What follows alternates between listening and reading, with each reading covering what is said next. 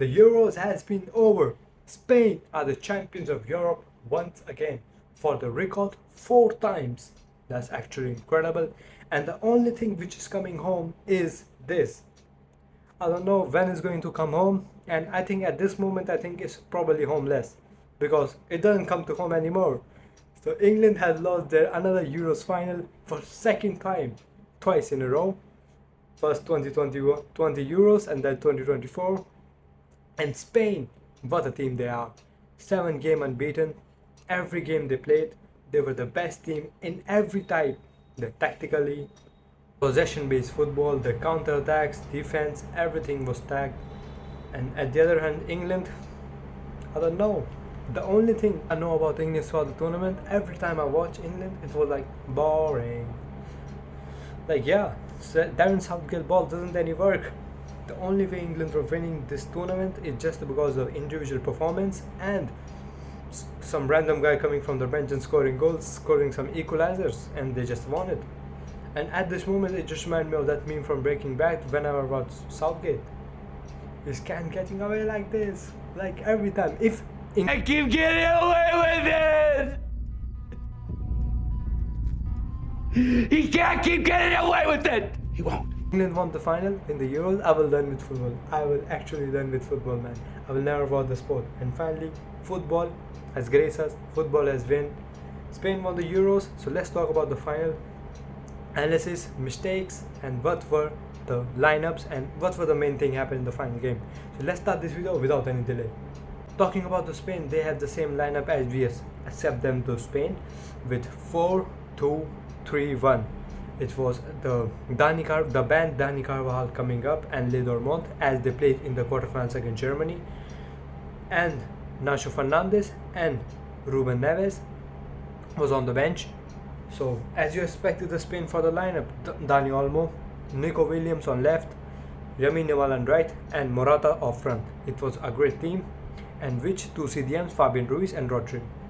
Talking about the England, they have pretty same lineup as well as, and we saw Luke Shaw starting the game for England since February 2021 and replacing Kieran Trippier.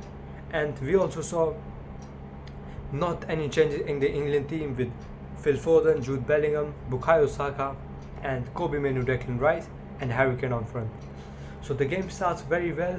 Spain were totally dominating the game, and England were looking on the defensive side as per the half of the game. In the 17 minutes, as you see, Spain were starting building chances, and it was made by Nico Williams and Dani Olmo. At the other hand, England were just trying to settle down the things. They were stopping Spain, and they just don't want to concede the goal until the 25 minutes. As you see, Harry Kane just has 4 touches. It was such a poor performance for him in just 25 minutes. And in the 25 minutes, we saw Spain taking so many shots on the goal. They were testing Jordan Pickford every time. Lamine Yamal, Nico Williams, Morata, they were all onto him. And talking about the Spain defense, Cucurella and Dani Carvajal created a job. Cucurella had the literally pocket Bukayo Saka, and Dani Carvajal was incredible on the left. He was taking care of Phil Foden and Jude Bellingham. As you said, Jude Bellingham was playing on the left mid side, and Phil Foden was playing as a cam. And Harry Kane, there was no threat about Harry Kane. He took an amazing shot in the first half, in which led Spain biggest problem, which had Rodri to pull up his hamstring, and he was substituted in the 45 minutes. So let's talk about the halftime. It was not that much. Both teams were equally divided. They were creating chances. England had less chances as compared to Spain. Spain were clearly dominating football right now, playing a totally possession-based football and giving counterattacks to England. Every player like them, Daniel was every time he has the ball in his feet was looking dangerous. But at the other hand, England were just struggling. Their defense was not good. Declan Rice, Jude Bellingham were making so many mistakes at the back. And the second half starts after this. So we say Zubamendi was replaced by Rodri, and it was like I was watching that game. I was like, can Zubamendi fill the hole at the Rodri left? Because Rodri is one of the best CDMs in the world. He's one of the best players at his position. As you see for the Manchester City, they were so much game unbeaten, and in Spain too. Like he's so intelligent. He's the best CDM. He reads the game very well. How to control attackers and midfield is just incredible, and way he connects defense to midfield is just outrageous. But Zubimendi, he did a very fantastic job as replacing Rodri, such a big player as Rodri. But at the other hand, England was struggling a lot. Like this time, see, at the minute 47, just after a couple of minutes half time, Spain scored a fantastic goal from Nico Williams, a starting build of play, Cucurella. And the best part about the Spain team I want to talk about, the way they play, like the wingers go narrow and the fullbacks, the way the Cucurella and Dani Carvajal just pull back on the each side, left and right, and Nico Williams and Yeni Mimal going downwards, it was just incredible to see. Like Paulo Morata, he didn't have in the quarterfinals, semifinals, finals, 0 goal, 0 assists, but a perfect name of a striker. His holding play is amazing. The way he reads and provides his team is just incredible. He is one of the best strikers for me throughout this whole tournament. At the other hand, Harry Kane, he was subbed up in the 60th minute. He was a very, very poor performance for Harry Kane. I don't know what happened to him. Personally, like, he's such a top class player, and I want to ask about you guys that Harry Kane, was he that fit for the Euros? No, I don't think so. Like in the game against Netherlands they played, he was replaced by the bloody Oli Watkins who scored the winner, and now this time he was also subbed off in the 60th minute in such a big game as a final. He's such an important player. But then after that, after some time, England bring up Cole Palmer, who was a turning point for England, which led Jude Bellingham back on central and Phil Foden going on the left. And as you say, left side was clearly dominated of England, but not dominated, sorry. Dani Carvajal pocketed everyone. Like the second goal and the second chance like Lamine Yamal created, it was all the mistake of Jude Bellingham as well as Luke Shaw. Like Lamine Yamal was playing against Luke Shaw throughout the whole tournament, like throughout the whole game, like, and Luke Shaw did a pretty great job, like stopping a player like Lamine Yamal, who is such a skillful and having great space. And on the other hand, obviously, after, so you're probably going to see every counter attacks and attack and going forward. The Spain were going forward, they were going on the right side, but they were actually going on the left side, on the Nico Williams side, which was taken by Kyle Walker. And personally, I think Kyle Walker was making so many mistakes. And if I just wonder that game, if they replaced Kyle Walker to Trent Alexander-Arnold, I know he put him as a CDM and the midfield, but if Trent was on the right back position, he will be probably good. As you see, for Liverpool, Trent has been an amazing player since I've been watching Liverpool. Lots of people say Trent can't defend. You can't judge a defender from his defending. You have to judge a defender from his defending, not his passing and crossing. But I think the way England were playing this day, I think Trent will be the amazing part throughout the whole tournament. The stinker of the tournament England have. Like, he maybe can stop Nico Williams, as we have seen Trent doing before, like in the Champions League when Trent were playing against Vinny, and also in the Premier League when every time Trent plays against like Tossard, or see every time I've seen Trent playing, when he's getting any skillful players against him, he's probably, I know Trent can't defend, he's a very poor in defending, but as you say, IQ and the game reading of Trent is amazing. I personally think he's better than Kyle Walker. The only thing Kyle Walker has is just space, and he just runs around the ball and he makes so many mistakes. Talking about the mistake, as you seen that game, every pass that Jordan Pickford made was outrageous. Like, I don't remember this Jordan Pickford was throwing the ball to England, he was making any passes. He was like big passes as a goalkeeper make. None of them England players were not taking it. Like all the passes were taken by Cucurella or Dani Carvajal. Like, he was passing to Jude Bellingham, Phil Foden. They were like heading, I don't know. As you seen, yeah, as I said, Cucurella, Dani Carvajal, Laporte, they were so incredible throughout the whole tournament, throughout the whole game as well as through the tournament.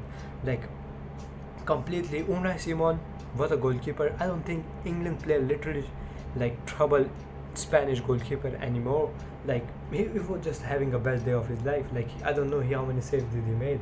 It was just like you can count on his finger how many saves he did make in the night of finals. And on the other hand, Spain were testing Jordan Pickford every time. Like, Declan Rice was poor. I don't know what he was doing there. He was making so many mistakes. England's passing were not good. There was a lot of pressure in England. And then after that, Cole Palmer. We have to talk about Cole Palmer goal. Sorry, I don't interrupt that. Cole Palmer scored absolutely banger. Thanks for the Jude Bellingham.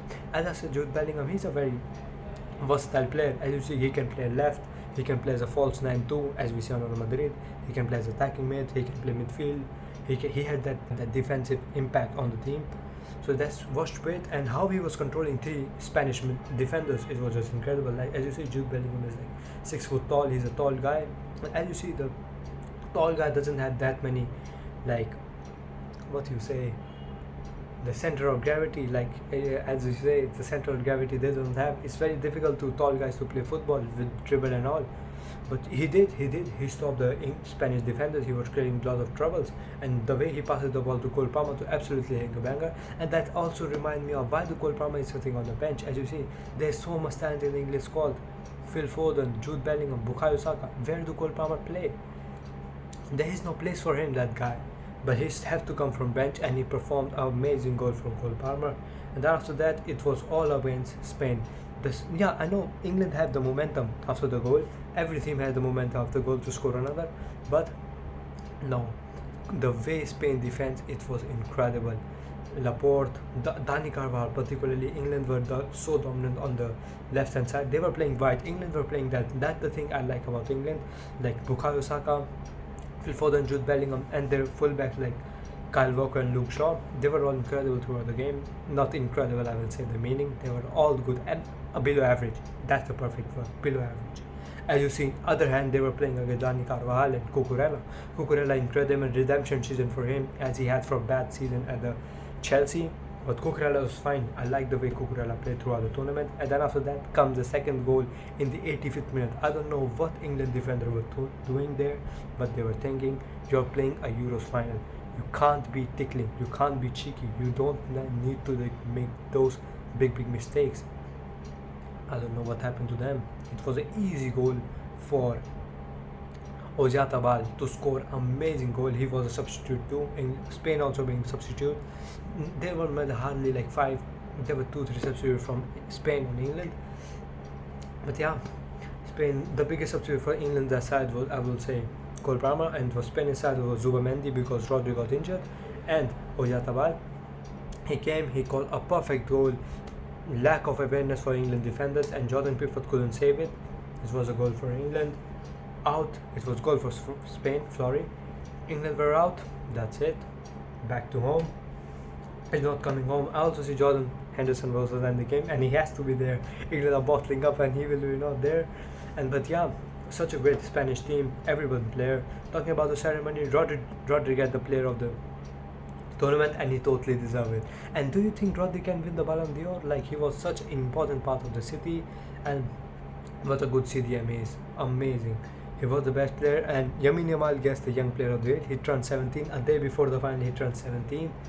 No, he's not a 16-year-old. Now the commentator needs to stop, man. Come on. Like, every time you're watching Euro, they're 16-year-old, 16-year-old, 16-year-old. It just makes me old and feel me bad. Like, this guy is playing so good. Do you know what I was doing at 16 playing video games around?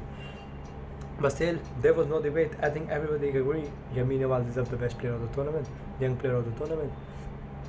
And yeah, such a great game. Personally, England were totally eaten by Spain throughout the whole tournament. As you see, the possession, tactical basis.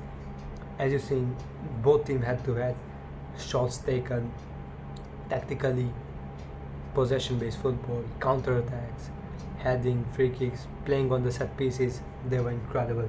So many corners that they were getting throughout the game. And I don't know, hardly I can see 5 or 6 corners that England got, maybe less. And England were terrible. They just, yeah, as you see, every time England scored, it just by individual brilliance. Like last time was Ollie Watkins, then it was Jude Bellingham, then Bukayo Saka. This time was Cole Palmer. Yeah, that's it. The final has been done. Spain are the champions. Totally deserving team. 7 game unbeatable. What a team. So I hope you like this video, and if you want to see other videos in my channel, you can watch out. So yeah, I'm going to see you in my next video. Bye, have a great time, and good luck.